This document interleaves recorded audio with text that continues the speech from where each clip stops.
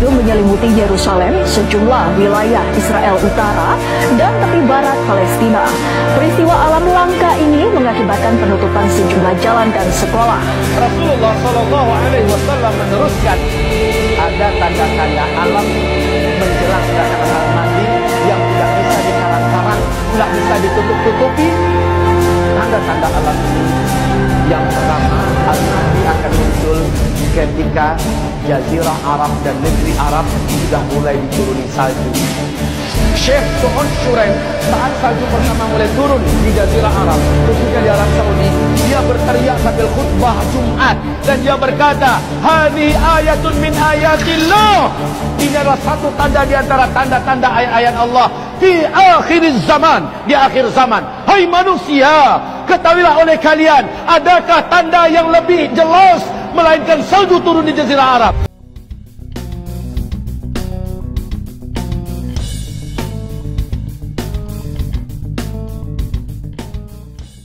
Kiamat merupakan akhir dari kehidupan di bumi.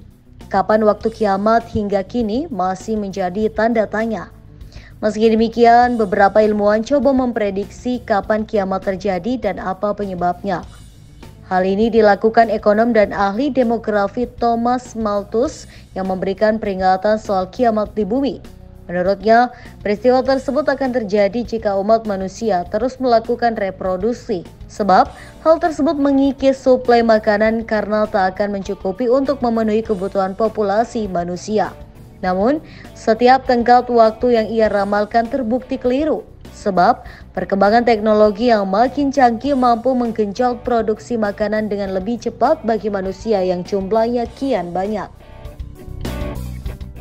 Di era modern, prediksi soal kiamat bumi kembali digaungkan oleh ahli fisika Hans von Förster dari University of Illinois, Amerika Serikat.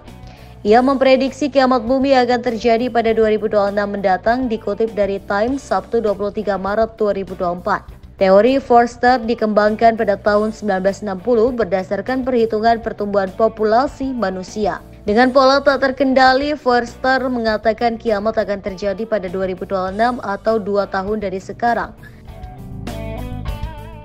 Menurut dia, pada tahun 2026 populasi manusia akan mencapai batas maksimum yang dapat ditanggung planet bumi.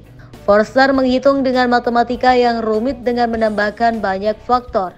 Misalnya, bencana skala besar seperti perang nuklir, pembentukan masyarakat dunia yang kooperatif, pengembangan metode teknis yang menghasilkan pasokan makanan tanpa terbatas, dan lainnya.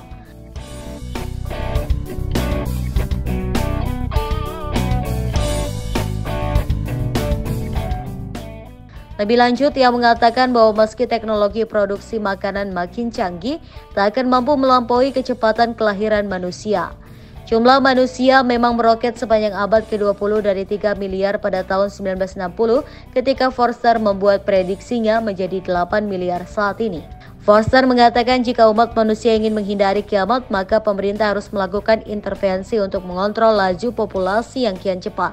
Salah satunya, ia mengatakan bisa dengan mengeluarkan kebijakan pajak yang lebih tinggi bagi keluarga dengan anak lebih dari 2. Disebut memprediksi tahun 2025 bakal terjadi kiamat internet selama berbulan-bulan.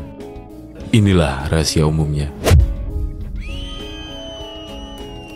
Peristiwa ini terjadi akibat fenomena badai matahari yang melepaskan miliaran partikel elektromagnetik ke tata surya dan akan mengganggu sistem telekomunikasi termasuk internet.